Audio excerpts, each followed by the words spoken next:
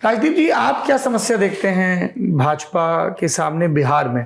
तमाम प्रदेश उन्होंने जीते या दावेदारी पेश की, एक बिहार की गुत्थी वो सुलझा नहीं पा रहे हैं। देखिए, अगर आप देखें सौरभ, बिहार वो एकमेव राज्य है हिंदी हार्टलैंड का जहां बीजेपी का मुख्यमंत्री नहीं बना है।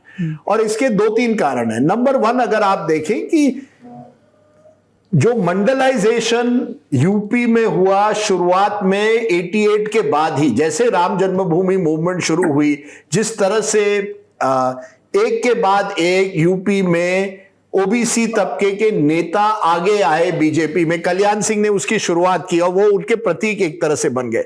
उस तरह की मंडलाइजेशन बिहार में बहुत लेट हुई और ये एक बहुत, क्योंकि वो एक खामियाजा था, एक वैक्यूम था। उस वैक्यूम में कौन आए? लालू प्रसाद और नीतीश कुमार जैसे नेता आ गए। एक बार 2 बड़े रीजनल नेता आ जाते हैं और उस खाई को एक तरह से फिलअप करते हैं, तो फिर BJP was always a third player.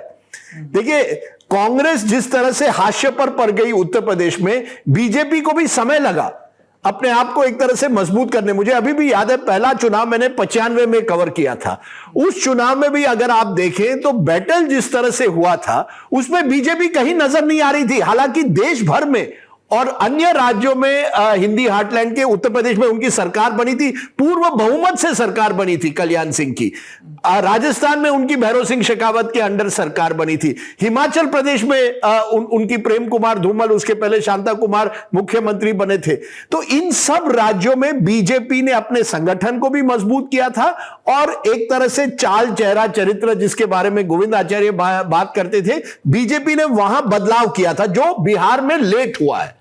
Bihar में इसलिए बीजेपी कैचअप करती थी। आपने सुशील मोदी को इतने साल रखा, but he was always number 2, he was never number 1। और एक तरह से सुशील मोदी को ही आगे रखना आपकी कमजोरी नजर करता था, because he was not a mass leader. जब तक आप कोई एक मास लीडर को आगे नहीं कर पाते हो, जिस तरह से कल्याण सिंह को, मुझे लगता है कभी कभी हम कल्याण सिंह को उतना क्रेडिट नहीं देते in terms of the rise of BJP in Uttar Pradesh, जहां उनके समय वही समस्याएं थी।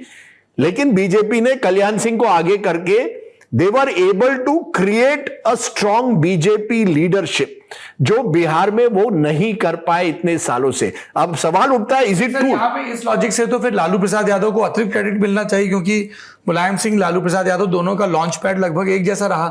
लालू पावर को लगातार कैप्चर किए रहे 90s में अप टिल 2005, कंसोलिडेट करते रहे अपने आप को। मुलायम सिंह यादव नहीं कर पाए, एक बार बसपा के साथ गए, अलग हुए और उसके बाद उन्हें 2003 तक वेट करना पड़ा। बट उसमें सौरभ, और आप उसके बारे, उत्तर प्रदेश के बारे में ज्यादा जानते होंगे, लेकिन वहां गणित देखिए, बिहार का जो गणित है, जिसमें जब आप यादव और मुस्लिम को एक लाते हैं वो 30% प्लस हो जाता है। प्लस जब लालू शुरुआत में आते हैं, मुझे अभी भी याद है 95 का चुनाव, आप किसी भी मुसहर के तबके में चले जाते तो Lalu was seen as the number 1 leader even of महादलित and Dalit community in first election. जब लालू शुरुआत में पहले 5-10 साल में मेजॉरिटी लेकर आते हैं, खासकर कि 95 में, वो केवल यादव मुस्लिम नहीं था। जो आज आरजेडी की दुविधा है कि आप उस यादव मुस्लिम के आगे नहीं बढ़ पाते हैं, लालू के पहले 2 इलेक्शन में, खासकर के 95 का इलेक्शन, आप साफ देख सकते हैं कि लालू के पास ये लालू की ताकत थी। और लालू, मुझे लगता है लालू प्रसाद यादव ने वो कर पाए जो मुलायम सिंह नहीं कर पाए। मुलायम सिंह यादव गणित की वजह से, क्योंकि वहां यादव तबका इतना बड़ा नहीं है जितना उत्तर प्रदेश में। आप सोचिए, आज की तारीख में मैं देख रहा था, बारिंग 2010 इलेक्शन इन बिहार, 2010 का चुनाव आप छोड़िए, मुझे लगता है कोई ऐसा चुनाव नहीं है जहां आरजेडी 60-70 से कम हुई है। यानी आरजेडी का एक वोट बैंक जो है वो कंसोलिडेट हुआ है। चैलेंज उनको यही रही है 2000 के बाद कि आप एडिशनल वोट कहां से लाएंगे, खास करके ईबीसी और दलित समुदाय का। पर लालू प्रसाद ने जो पहले शुरुआत में जो एक अपनी कॉम्बिनेशन की थी, उस 95 चुनाव में नीतीश कुमार हाशिए पर पड़ गए और Lalu was the mass leader. Nitish was not even seen as mass leader. Nitish Kumar को भाजपा के साथ जाना पड़ा अपने आप को एक अस्तित्व बनाने के लिए। तो मुझे लगता है that is the credit of Lalu Prasad in that period. लेकिन जैसे जमाना बदला, लालू को लगा होगा कि जब वो कहते थे जब तक समोसे में आलू है तब तक बिहार में लालू है, उनको लगा वो परमानेंट है। वो परमानेंट नहीं हो पाया। उस कोalition से धीरे धीरे लोग हटने लगे, ईबीसी हटने लगे, दलित हटने लगे, और वो जो उनका जो समीकरण था वो कमजोर पड़ गया। And that is why Lalu's battle, Tejashwi को उसको अब रीड्रॉ करने की का चैलेंज है कि अब आप वो 90s के जमाने का जो कोलिशन बना था, किस तरह से नए स्वरूप में, नए रूप में लोगों के सामने ला पाएंगे। मैं इसको इस तरह से देखता हूं कि अगर आप कास्ट लीडर का फेनोमेनन देखते हैं, इंक्लूडिंग लालू प्रसाद हिमसेल्फ, मैंने अपनी पहली किताब में ही 3 टर्म का इस्तेमाल किया था, mandalization of politics, secularization of politics, yadavization of politics. ये यादवाइजेशन ऑफ पॉलिटिक्स हुआ है, ये पोस्ट 1995 फेनोमेनन है, despite the fact Lalu won the election. धीरे धीरे वो एलियनेशन 95 से 2000 के बीच में कहीं न कहीं यादवों के नेता के रूप में ये जाने लगे, रादर देन की गरीब गुरबों की आवाज, जैसे कि 90 से 95 वाले पार्ट में जो थे। 95 के बाद वाले पार्ट में धीरे धीरे वो उनका स्लाइड करने लगा। ईबीसी का थोड़ा सा रहा, सपोर्ट रहा, चुनाव में निश्चित रूप से रहा, लेकिन उसके बाद धीरे धीरे खिसका। 2004 के बाद तो वो और खिसकता है। तो वही जब बैटल में वो हो क्या रहा था कि जब नीतीश कुमार एक समता पार्टी बना करके लड़ते हैं तो थर्ड एंगल बनाने की कोशिश करते हैं, तो पूरी तरह से थर्ड एंगल नहीं बन पाते हैं, ट्राइपोलर नहीं बना पाते हैं। तो उनको लगा कि 28% 29% लाके लालू प्रसाद जीत जाते हैं, इसको बाइपोलर करते हैं। This is where Nitish Kumar जब एनडीए के साथ आते हैं तब जाकर के बाइपोलर होता है। उसमें भी उनको 5 वर्ष लगता है, 2000 से 2005 तक नहीं हो पाया, फरवरी के चुनाव में नहीं हो पाया।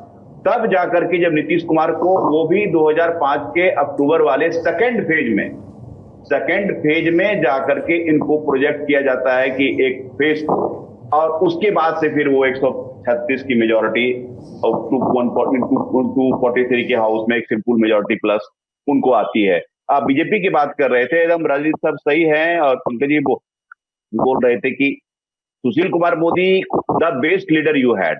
उसके बाद आपने लीडरशिप में आपने इन्वेस्ट ही नहीं किया। आप शॉर्ट टर्म के लिए आप तारकिशोर प्रसाद को ले आते हैं, रेणु देवी को ले आते हैं, जस्ट बिकॉज कि उनके साथ कोई कास्ट रिप्रेजेंट करते हैं, उसको रिप्रेजेंट करते हैं, भले ही वो कास्ट लीडर के रूप में जाने भी नहीं जाते हैं। अचानक बाद में जाते हैं कि वहां रेणु देवी रेणुया समाज की है, ईबीसी है। फिर उसके बाद एक्सपेरिमेंट करते हैं, तो फिर एक सम्राट चौधरी जो बाहर से आते हैं, समता पार्टी में रहे हैं, राजद में रहे हैं, वहां से वो करके आप लाते हैं। समबडी को लगता है कि ये नो नॉनसेंस पर्सन है, he can give it back to Nitish Kumar, उनको आप लेके आते हैं। तो लेकिन जैसे नीतीश कुमार से फिर से अलायंस करते हैं तो आपको लगता है कि हम एक कुशवाहा फेस को लाए थे, उनके बरक्स उनके अपोजिट लाए थे, और फिर तब उनको अपना मुरेठा अयोध्या में सरजू में जाके प्रोवाइड करना पड़ता है, तो वो डेफिसिट हो जाता है। वो और पीके एपिसोड के बाद जो 3-4 लोगों पर जो किए हैं, कहीं न कहीं वो इमेज डेफिसिट हुआ है। बीजेपी में अभी भी लीडरशिप को लेके क्लैरिटी नहीं है कि बिहार में उनका नेता कौन है। तो ये सारी चीजें होने के कारण से बीजेपी ने अपना संगठन तो मजबूत कर दिया। एक पॉलिटिक्स में ट्रिपल एम थ्योरी है, मैन, मशीनरी, मैसेज। तो आप न बीजेपी के पास ना मैन है, मशीनरी ऑफ कोर्स है, मैसेज भी आधा हो रहा है। प्रो इनकम्बेंसी का मैसेज है, आपको जितने सारे डोल्स थे, जितने आपका पूरा स्टेट की अर्निंग साल भर की होती 56-57 हजार करोड़, उतना आप अपना कॉफर खोल के लुटा दिए। But you still do not have the man, जो मोस्ट इंपॉर्टेंट पार्ट है। आरजेडी के पास मैसेज नहीं है, मैन है, मशीनरी भी है, तो वो चीज मिसिंग है। जन स्वराज के पास मैन मैसेज है, मशीनरी नहीं है, थर्ड पार्ट नहीं है। तो इन सारे चीजों मिला करके बिहार कहीं न कहीं एक ट्राइपोलर तो मैं नहीं कहूंगा, अभी भी स्ट्रांगली बाइपोलर है। Prashant Kishor is trying to make it tripolar.